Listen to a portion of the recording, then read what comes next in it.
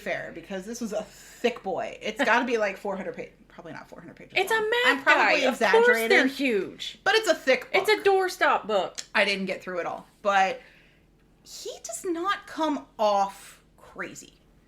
Okay. Like, I do have a hard time reading it, kind of getting a good bead on him. Is he like one of those people that's better with math than he is with people? He might be, but no, he kind of even comes off charismatic and level-headed. But at the same time, okay, brief aside, dude fucking loves his quotation marks. He uses quotation marks everywhere. And it makes it hard for me to get a good read because, like... Everything's being quoted? Well, not like... Okay, an example, and I'm gonna... This is not... Don't make this a real quote. But it's an example for illustration. But basically, like, it's not like quoting other people's work. It's like... Such and such found... Or discovered... Oh, God. Canals on Mars. So, like, it's his version of the sarcasm font? Maybe, or maybe he's just allowing for, like, this is how I'm taking it, but it's proof, not proven. So... I don't know. But there are quotation marks everywhere, and he comes off kind of condescending and snarky. So you wouldn't want to have a conversation with him. But at the same time, I don't think it's really like that. Okay. Anyway, so it's just hard to get a read on him. Like, fair. I don't know how to read his tone. Well, text tone fail, like, that's problematic. That's why you should never have, like, serious conversations over text message ever. Yeah. But anyway, moving on. Yeah, so, all of that to say, so I read the book, and while I can't get a read on him, he does not come off crazy. That's what I'm saying. Fair. And he said in the book, and this is a direct quote out of it. This one you can do. Okay. I took the time to quote this one. He said, I realized that I was looking at something that was either a complete waste of time or the most important discovery of the 20th century, if not our existence on Earth. There is no middle ground. Okay, well, at least he realizes that there's a possibility that it's nothing. Right? Okay. Yeah. Basically, he took it, he ran with it. I should have brought the book in to show you because the pictures, as you go through, it's like, okay, I kind of see that. And then they just get more and more complex. And it's like, I didn't even finish the book, but just reading, like, looking at the picture section in the middle, I'm like, you really got into this. Yes, yeah. Like, okay, there's a lot. There's math and angles, and they've got charts about, like, mathematical constants, and I'm like, where are you going with this? But I didn't get that He's far. always backing it up with math. Always the math. If you throw math in there, people will just believe you. Yeah. Anyway, it became such a wild source of speculation that getting a better photograph of the face actually became top priority next time NASA had a camera in the area. Okay. Keep in mind, they took the picture in 1976. Okay. The next time they had a camera in the area was 1998. Oh, wow. So that's 22 years for this to just mushroom out. I mean, it's not like they could be like, all right, we'll send one up over the weekend. Oh, I'm sure that's criticism. Billions of dollars of technology. No, that's not criticism. It's just perspective. Like, this is how long they had in between to just run with this one photo. We will go ahead and schedule something in the future. Please don't go crazy in the meantime. And people went, you know what? No, we're going to go crazy in the meantime. Exactly. The photo that they got in 1998 seemed to dispel any possibility that it was a face. Okay.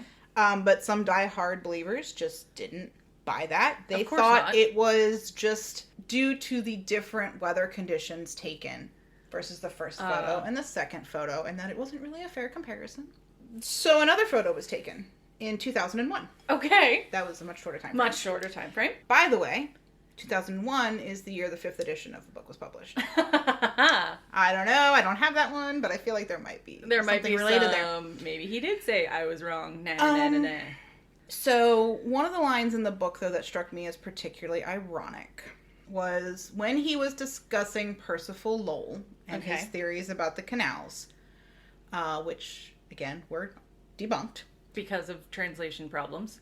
And better photos. Right? Hoagland said, and this is also a direct quote. I took the time to quote this directly. There is a valuable lesson here about too much extrapolation from limited geometrical evidence. Says the guy who wrote 5 editions of the same damn book. Yeah.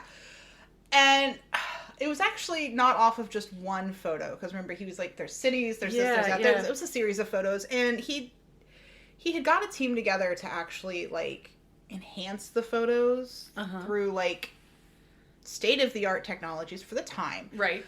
But, yeah, he didn't seem to learn the lesson. No, he did not. Like, he admitted it. But yeah, so my initial feeling when I read that was that he just didn't heed his own advice. None at all. None. Fell in the same trap. And then I thought, well, since the 5th edition was published the same year as the most recent photo, and by the way, the 2001 photo, clearly not a face. Okay. I thought, okay, so that put that to rest. Apparently, no. I was going to say, did he do a 6th edition? No, he did another book. Oh, God. He's like, you know what? I've beat this dead horse. Now let me go ahead and get another stallion out of the stable here. Yeah. He released another book in 2007 called Dark Mission, The Secret History of NASA. Oh, God. Now is he trying to say that NASA covered up the face?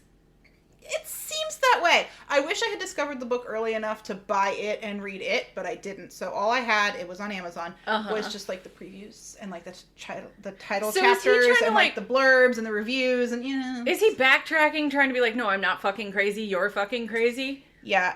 It basically sounded through those sources I just mentioned, admittedly limited, that, yeah, he's just doubling down and now trying to discredit NASA rather than just admit that he was wrong. And the same thing that he accused Percival Lowell of doing. Okay, because 5 books, he's not going to say, I'm sorry 5 times? I don't know. Okay. I can't explain it, but that's the way it looks to me. All right. So, some points worth noting, and I do have pictures to show you. Okay. The resolution from that first photo that the Viking took, Viking 1, it was not good, at least not by today's standards. Right. So each pixel in that photo represented points that were 150 feet apart. Oh, okay. I don't really know how like the elevations compare, but in my day job, we did a site where I got like drone coverage, and each pixel in the drone coverage represented points 1 centimeter apart. So we're talking about a vast difference in resolution between when we first got this and what we can do now. Okay.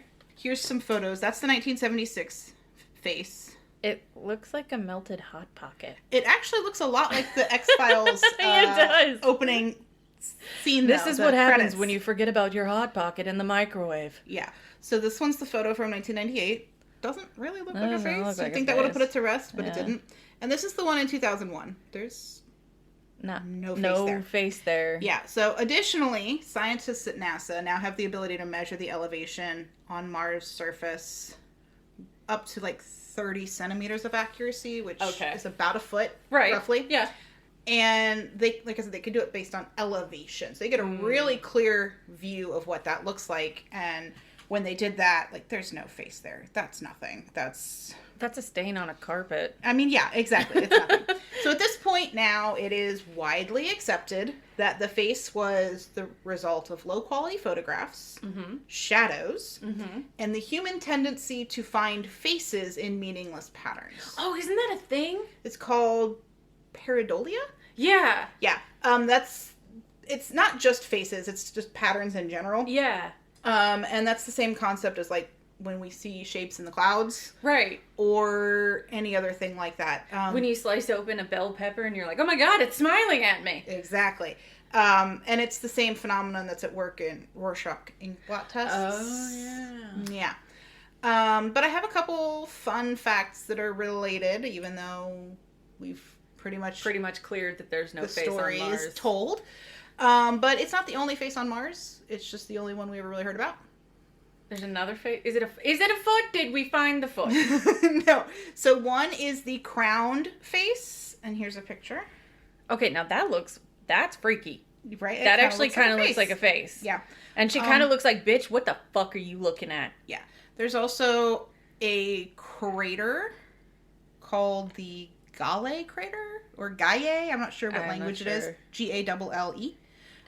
Which is a smiley face. Oh, it is a smiley face. Yeah. And final fun fact, Final Fantasy IV also has an Easter egg for the smiley face. For the smiley face. Yeah, so that's in there somewhere, but I never played the game. Isn't there something like one of the Mars rovers accidentally drew a dick on Mars in the pattern? I did not know that. That's brand new information to me. I want that to be true wrong. so bad. It could be wrong, but I want that to be real. I want that to be true. I want some, like, programmer to go, all right, here's what's going to happen.